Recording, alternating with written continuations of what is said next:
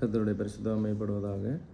இந்த புதிய நாளிலும் காலை வேளையிலே ஆண்டவருடைய வார்த்தை வெளிப்படும்படியாக இந்த நாளிலும் பாருங்கள், சங்கீத புஸ்தகம் 1ஆம் சங்கீதத்தை நாம் படித்து தியானிக்க போகலாம். கர்த்தருடைய வார்த்தை சொல்லுகிறது, துன்மார்க்கருடைய ஆலோசனையின்படி நடவாமலும், பாவிகளுடைய வழியில் இல்லாமலும், பரியாசக்காரர் உட்காரும் இடத்தில் உட்காராமலும், கர்த்தருடைய வேதத்தில் பிரியமாக இருந்து இரவும் பகலும் அவருடைய வேதத்தில் தியானமாக இருக்கிற மனுஷன் பாக்கியவான்.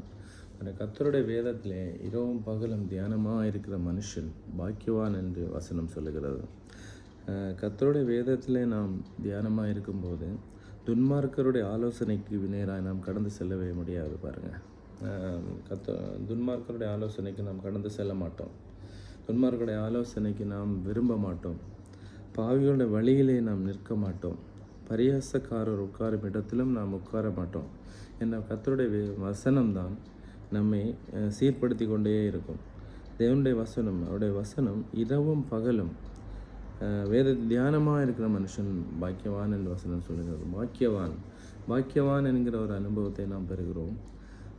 இரவும் பகலும் அதை தியானிக்கும் போது, அதை படித்து திரும்ப திரும்ப நாம் வாசித்து தேவனுடைய வார்த்தையை, தேவனுடைய வசனத்தை நாம் திரும்ப படித்து அதை தியானிக்கும் போது, அது இரவும் பகலும் அதை நான் தியானமாக இருக்கும்போது, நம்முடைய இருதயத்தில் அந்த வார்த்தைகள் உதிர்த்து கொண்டே இருக்கும்போது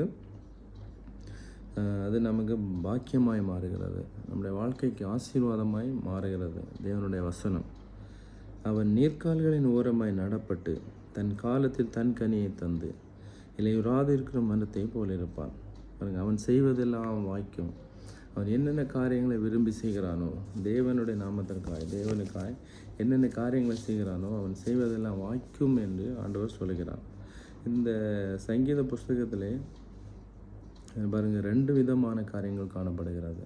ஒன்று, ஆசீர்வாதங்களை பெறும் வழியை போதித்து பாவிகளின் இறுதி வழியும் என்று 2 விதமான ஆசீர்வாதத்தின் வழி ஒன்று, பாவிகளின் வழி ஒன்று காணப்படுகிறதா.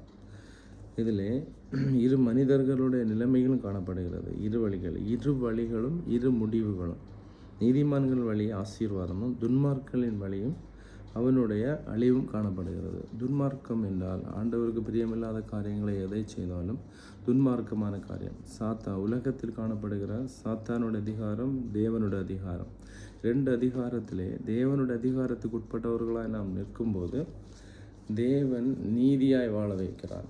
அதே போல் துன்மார்க்கத்துக்கு எதுவான காரியங்களை செய்யும்போது துன்மார்க்கமாய் வாழ்ந்து துன்மார்க்கத்தின் காரியங்கள், சத்துருவின் கிரிகள் நம்ம மேல் பலிக்கிறது.